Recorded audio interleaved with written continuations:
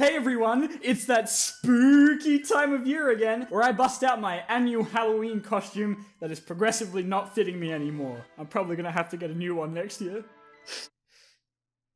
I did not watch this. Tonight, we're gonna be looking at one of the scariest things on the entire internet. EXE games. Now, I already did an entire video dedicated to the game that started the entire trend, Sonic.exe. But now, I'm going to do an entire video dedicated to these things, and the reason I'm able to do that is because, much like that one rule that everyone on the internet knows, but no one really wants to talk about, if it exists, there is more than likely an EXE parody of it. Or at the very least, some fan art made to terrify you. There we go, now it's spooky. And once again, I feel I have to reiterate, EXE is a file allocation. It is not something that makes your game sound scarier. God damn it, guys. There's more or less an endless supply of these things, especially the deeper you look. So here's just a brief selection of some of the weirder ones I found. So with that, let's go! I'm gonna get jump scared so hard.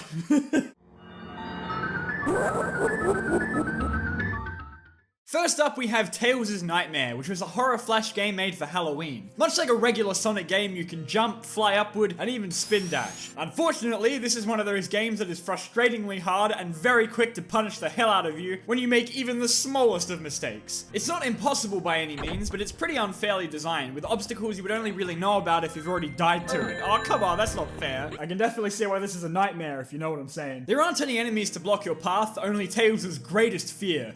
Evil plants. My favorite part is the giant gaping hole in the ground that kills you if you don't react in 0.5 seconds. Very cool. I mean, I guess it wouldn't be a nightmare if it was easy. Despite the difficulty, this one is pretty well made. It's got original art, cutscenes, and once you reach the end, you face Tails Doll, who is reasonably easy to beat until he reverses the controls. God damn it. When you finally beat him, which I totally did, Tails finally wakes up to reveal that it was all just a bad dream.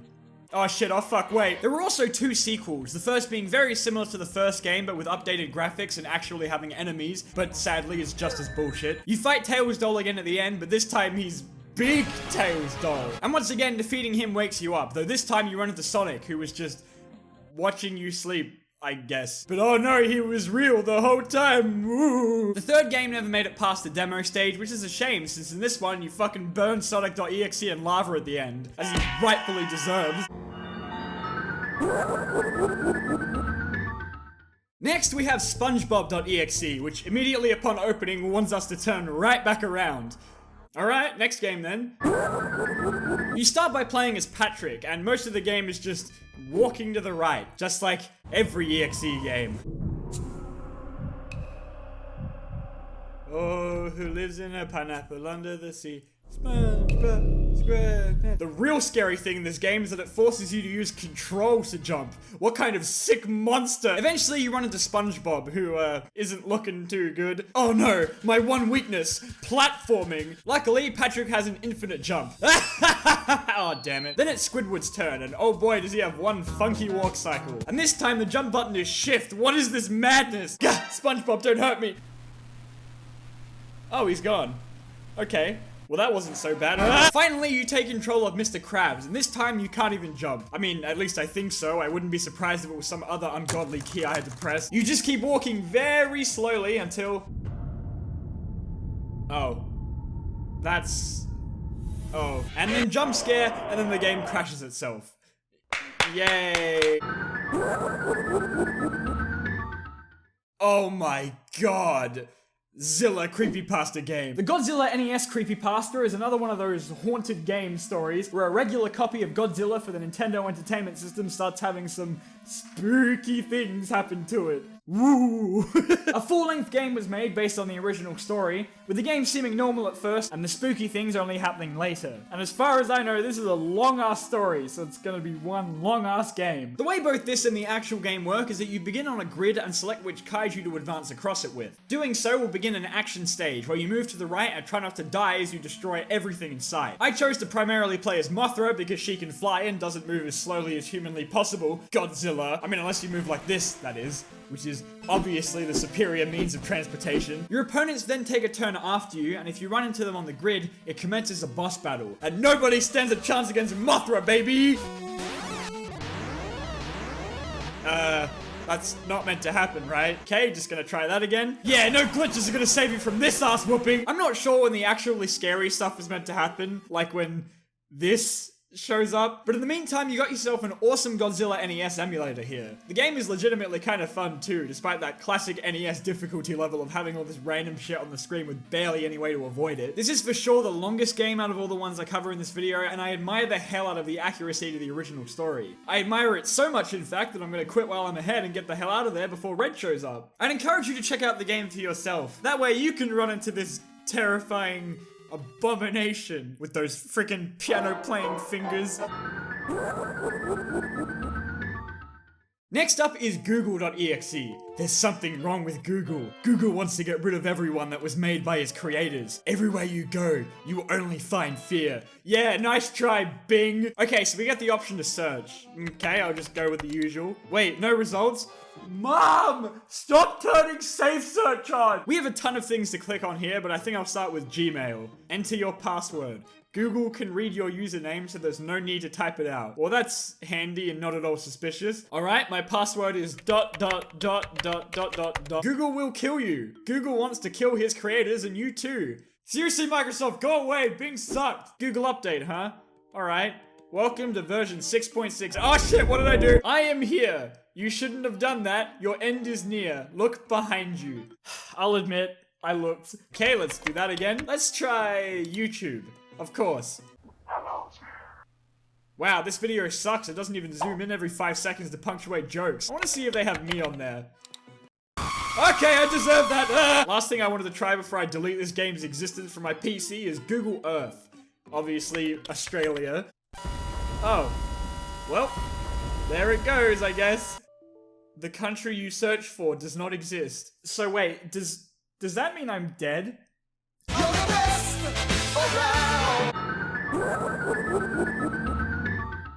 Toy Story Dont Exe. Now this is gonna be good. The game opens with an amazing intro and crisp 140p quality detailing how the events of the game came to be. On a regular day for the toys, just a regular day of playtime, Woody's head came off. Believing that playtime was over, Andy set Woody on the shelf and went to bed. Big mistake. A new day dawned for the toys, but something was wrong. Woody was gone, but on the bed lay a gruesome sight. A shittily edited image in Microsoft Paint. And well, there's Woody peeking at us. I am so hyped for this one. You begin as Rexy and make your way to the side of the screen as in the background you hear... what is that? Woody, what are you doing back there? This one uses the sprites from the PS1 Toy Story game, which both works in the game's favor, and yet at the same time... I mean, look at that walk cycle, that's hilarious.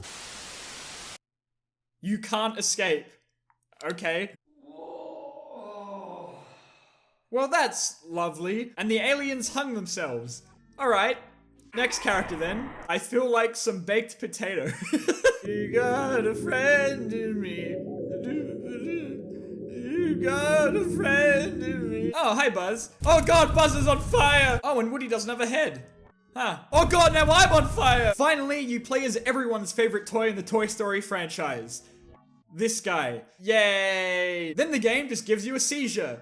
Awesome. That is until you run into Woody, who I'm still not quite sure why he wants to kill everyone now that I think about it. I mean, what? His head fell off. Get over it, man. He gives you the choice to join him. Yeah, sure, why not? I should have told you that I don't make any offers. Oh, and then he kills you anyway. Alright. Well, that wasn't very nice. And it's got Comic Sans for the ending screen. Alright, next game. Out of the millions of Sonic.exe games I scrolled through when looking for games for this video, the one that stood out to me the most was Sonic.exe The Assault. Oh god, it's 3D. Oh shit, no. Controls. Wait. Flashlight? Oh no! Luckily, it's only a demo, so it shouldn't be too bad, right? Right? It's got both actual voice acting and a great deal of effort put into it, as far as I can tell. This may be just because I am scared of literally everything, but the atmosphere is super unnerving. You wake up in a dark forest and have to make your way through it while being haunted by... Ah, yeah, okay, there goes all the tension. Your slow trek through the darkness is made much more bearable as the game grants you a running ability that's limited by a stamina bar. And because you normally move at like a snail's pace, you're definitely gonna want to use that. You also have a limited flashlight ability which can be refilled with batteries you can find around the place. So, naturally, I made sure to use my light very conservatively. A lot of it is just walking around though, it's likely you won't even run into Sonic. Ah, fuck you, nope, I'm done! Next game, thanks! Crash Bandicoot.exe. Alright. Wait.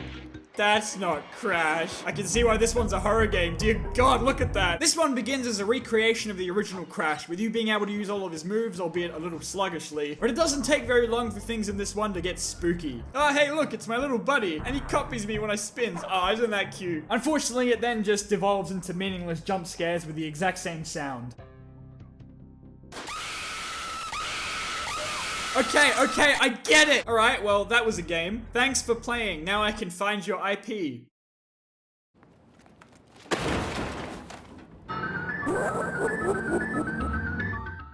Mario.exe. Oh boy. The first screen makes you pick between Mario and Luigi, but you can't choose Mario since it's not Luigi.exe, is it? So, playing as Luigi, you move to the right. Just for something different. At first it plays just like regular Mario, except none of the item boxes have anything in them because that would have taken effort. Eventually you run into Mario, who then burns down the castle. Yeah, no, I don't feel bad at all. Princess isn't in another castle now, huh? Oh, look at that little rascal running out of there. Gotta go before the cops see me. And then a whole bunch of spikes appear and you immediately die. Well, that's cool. I used up all my lives here trying to work out how to make it past this part, but I couldn't work out what the hell the game wanted me to do. I figured I would try losing all my lives, but no, that just takes you right back to the start. I watched those toads burn to death at least 6 times, and it was just as satisfying each time. But yeah, I couldn't get past the first minute of the game. Apparently this guy was able to run past the spikes with no problem, while my game just kept killing me. So maybe I just suck. From there, the rest of the game follows your typical EXE formula. Do you want to play a game? Ooh, bits of dead toads everywhere. Ooh. Also, there's this part where Mario yeets Princess Peach off a cliff. I just thought it was worth mentioning. Eventually, after some inevitable jump scares, you make your way into hell or something, and that's the game. Kinda glad it didn't work now. Compared to a lot of other EXE games, this one's pretty well made, despite what I've said. It's got some pretty unique things in there, like these zombie toads that attack you. It just wouldn't work on my computer for some reason. Maybe my copy's haunted. Now that would be scary. Mona.exe, because not even classic art is safe from this garbage. Oh, and it's just an image of Mona Lisa. Well, this is a good game. And now it's a scary image. Wow. And now it's just playing a looping laughing sound in the background that won't stop even though I've closed it. How do I turn it off? I checked it out on YouTube to see if this was the full game, and it turns out it is. I'm just not as excited about it as this guy seems to be. Okay, I am getting way too scared to play this game already. I think I just installed a virus on my computer. Huh. And now for the scariest one of them all. Sonic.exe. As soon as I saw this one on Game Jolt, I knew I was in for one hell of a ride. You begin by playing as a bag of Whisker's cat food. That is not a sentence I thought I'd ever say in my life. And you just immediately fall through the floor. Off to a great start already. I really like the graphics on this one. They're so detailed. I can tell the creator spent a hell of a lot of time making this game look as nice as it does. Oh crap, there's Sonic. This'll be good. Sonic, why you do this? Oh shit, Tails, run! Knuckles is next and we get some perfectly fitting background music. You know I'm mobbing with the D-R-E. Sonic, you bastard. Ah! And then finally Eggman, which is Pingus. Lots of Pingus.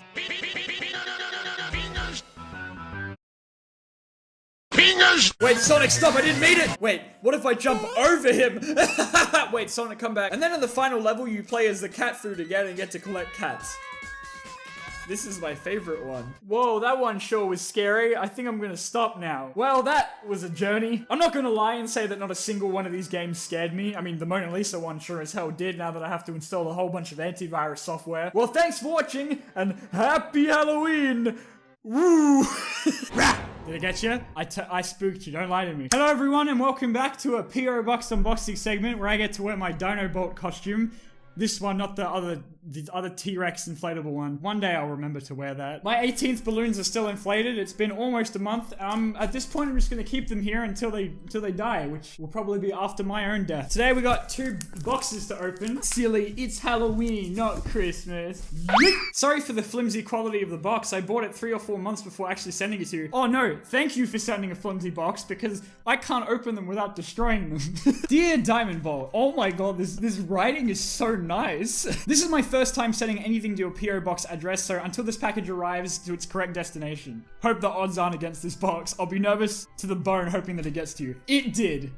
I'm just as glad as you are. I'm sorry, hello, I'm sending you this because I want to express my gratitude to you. Since 2017 when I first saw your I Hate Watch Mojo and Top 10 Worst Sonic Game videos, I have been a big fan of your content because of how informative, funny, sincere, and passionate you are while tackling the subjects in your videos. You also seem like a genuinely nice and cool guy in real life who's not only a likable person but also honest and friendly to others, which I find a bit rare amongst a lot of YouTube personalities nowadays. My heart! Oh god, that means the world to me. Your newest videos caught my lungs laughing and smiling constantly, e.g. the Sonic Games tier list and Atlantic Rim videos, and I'll admit that I enjoy some of your older videos, which you may or may not seem as a crime, I still like them. Wait, if this letter is referencing the Atlantic Rim video, this means this is the first time I'm opening a package within 6 months of it being sent. That's amazing. Ultimately, as a college student with an admiration for animation, movies, and video games, I want to tell you that I respect you immensely. No homo. Thank you for all the smiles and laughs you've given to me and many other folks over the years, and I wish you nothing but the best for whatever you want to do and achieve in the future, both in real life and on YouTube. Stay cool. As for the contents of this box here, you should find a letter. Wait, how else would you be reading this? A Totaku figurine based on a furry red lad from that classic masterpiece Sonic Blast on the Game Gear, and a DVD of the underrated video game movie based on the Professor Layton series of detective puzzle games on the DS and 3DS, and I hope to God that it's not region locked and works for you. I always did like Professor Layton as a kid, but I could never like get into it because it's a puzzle series and I'm very dumb. So this is the first time I'll be able to actually enjoy it. Thank you. Best regards, Thomas Bryan. PSA, have a dab on the house. You're welcome. Oh my god, thank you, man. Oh, I can't thank you enough for all that. I'm gonna get emotional and I'm wearing a dinosaur onesie. Okay. Dear DB, I cannot explain in words how much of an honor it is for me sending you my box of stuff. I cannot tell you how much of an honor it is to have you send me stuff. I've been a fan of you ever since you did TF videos. It has been such a journey being a fan of yours, always supporting you when you made a lot of changes which I really love. I can remember the first time I chatted to you on Discord, Bolt, it felt like I was chatting to a god.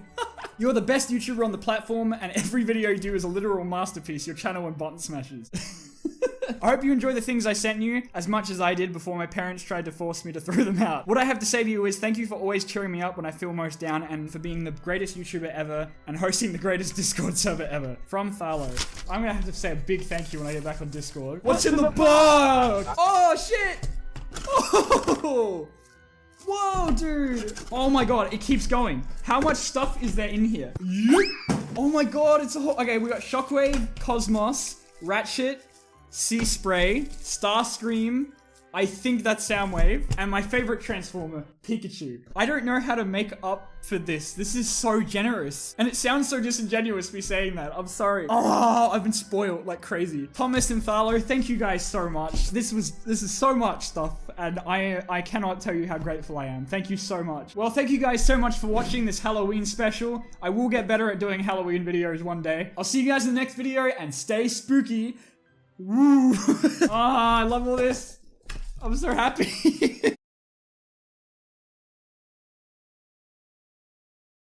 Spooky, scary skeletons send shivers down your spine. Shrieking souls will stalk your souls and seal your doom tonight. Boom, boom. We're so sorry, skeletons, we're so misunderstood. We only want to...